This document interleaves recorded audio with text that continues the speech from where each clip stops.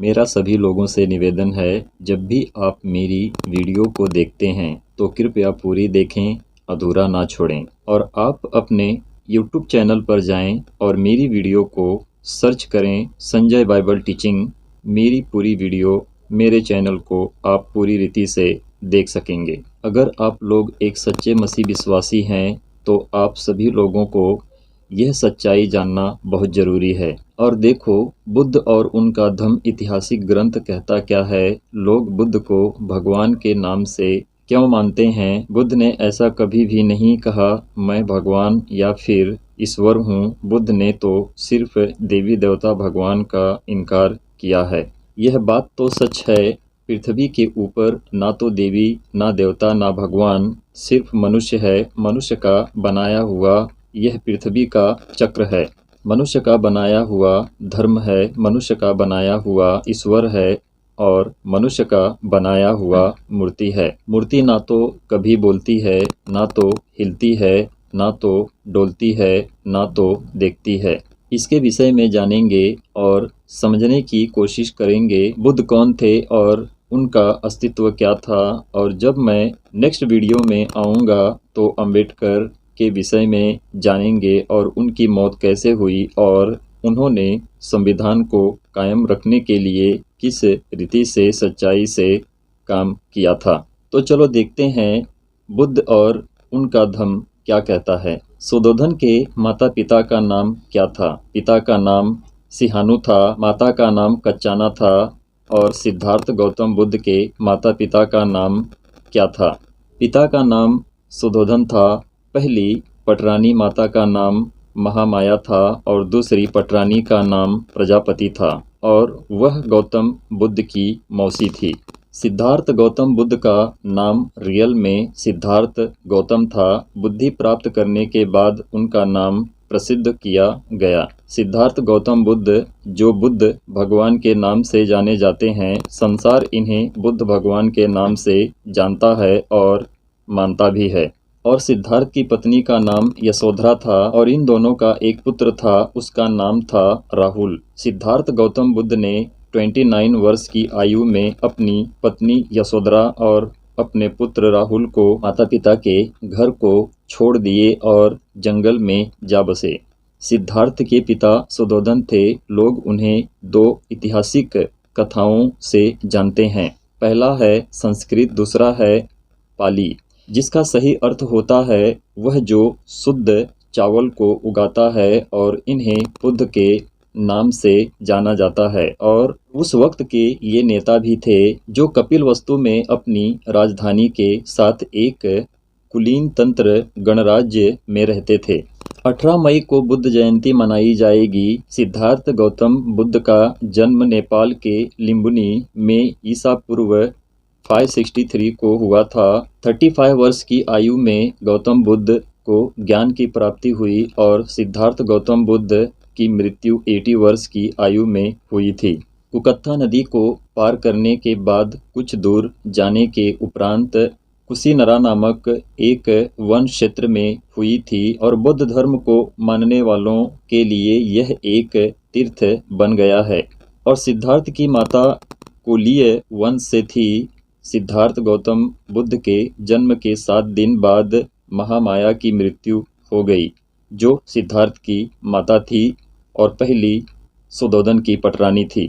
महामाया गौतम बुद्ध की पहली माँ थी। महामाया की छोटी बहन महा प्रजापति थी, जो सिद्धार्थ की मौसी थी। उन्होंने सिद्धार्थ को पाल पोस कर बड़ा किया था। सिद्धार्थ ने गया बिहार में बौद्ध वृक्ष के नीचे ज्ञान प्राप्ति पाई थी। और सिद्धार्थ गौतम बुद्ध के पिता क्षत्रिय हिंदू थे। सिद्धार्थ गौतम बुद्ध की शादी 16 साल की उम्र में हुई थी। सिद्धार्थ गौतम बुद्ध ने अपने आप को लोगों को एक करने के लिए अपने पिता राजा के महल को त्याग दिया। भिक्षाधारी बन गए। भीख मांगकर जंगल में अपने जीवन को व्यतीत करने लगे। खीर खाना तो सही है, परंतु उपवास रखना मनुष्य की मूर्खता है। अपने पेट को खाली करके मनुष्य शांति नहीं पा सकता है। यही बात बुद्ध के दिमाग में घुसी, तब उन्होंने पृथ्वी के ऊपर जितने सारे ईश्वर देवी देवता हैं उनका खड़े खड़े इनकार किया। यह सारी बातें बुद्ध और उनका धम्म की पुस्तक में लिखी हुई मिलेंगी।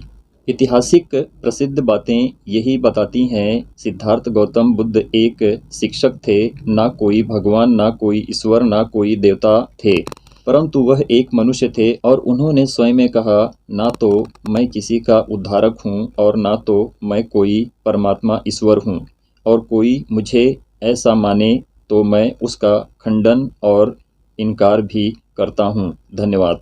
परंतु जब हम प्रभु यीशु मसीह के ऊपर नज़र डालते हैं तो हम परमेश्वर तक पहुँचते हैं। एक सच्चा परमेश्वर जो है हमें जीवन देता है।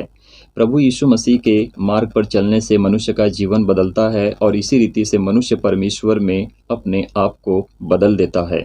बाइबल से कुछ सटीक बातें सीखेंगे, जानेंगे। पुराने नियम और नए नियम में जाकर देखेंगे कि पुराने नियम में परमेश्वर यहोवा हमसे किस रीति से बात करते हैं और नए नियम में प्रभु यीशु मसीह परमेश्वर यहोवा हमसे कैसे बात करते हैं। जब हम यशायाह 42:8-9 को पढ़ते हैं, यहाँ पर परमेश्वर यहोवा यूँ कहते हैं, मैं यहोवा हूँ, मेरा नाम यही है। अपनी महिमा मैं दूसरों को ना दूंगा और जो स्तुति मेरे योग्य है वह खुदी हुई मूर्तों को ना दूंगा। देखो, पहली बातें तो हो चुकी हैं, अब मैं नई बातें बताता हूँ। उनके होने से पहले मैं तुमको सुनाता हूँ। तो हमारे परमेश्वर यहोवा को छोड़, प्रभु यीशु मसीह को छोड़, आकाश से लेकर पृथ्वी तक उसके बीच में जो भी कुछ है, कोई ईश्वर, कोई परमेश्वर नहीं है। सिर्फ परमेश्वर हमारा प्रभु यीशु मसीह से ही हमको प्राप्त होता है और हम परमेश्वर तक पहुँचते हैं। परमेश्वर की महिमा हो। आगे देखते हैं वचन क्या कहता है। और जब हम यशायाह 43:11-12 को पढ़ते हैं, यहाँ पर लिखा है, मैं ही यहोवा हूँ और मुझे छोड़ कोई उद्धार करता नहीं। मैं ही ने समाचार दिया और उद्धार किया और वर्णन भी किया जब तुम्हारे बीच में कोई पराया देवता ना था, इसलिए तुम ही मेरे साक्षी हो, यहोवा की यह वाणी है। यशायाह 43:13 कहता है, मैं ही ईश्वर हूँ और भविष्य में भी मैं ही हूँ, मेरे हाथ से कोई छुड़ा ना सकेगा। जब मैं काम करना चाहूँ तब कौन मुझे रोक सकेगा। परमेश्वर की महिमा हो। और जब हम इसी रीति से नए नियम की पुस्तक को पढ़ते हैं, प्रभु यीशु मसीह परमेश्वर यहोवा हमसे किस रीति से कैसे बात करते हैं जरा देखेंगे। और जब हम यूहन्ना 10:27-28 को पढ़ते हैं, यहाँ पर लिखा है, मेरी भेड़ें मेरा शब्द सुनती हैं और मैं उन्हें जानता हूँ और वे मेरे पीछे पीछे चलती हैं और मैं उन्हें अनंत जीवन देता हूँ और वे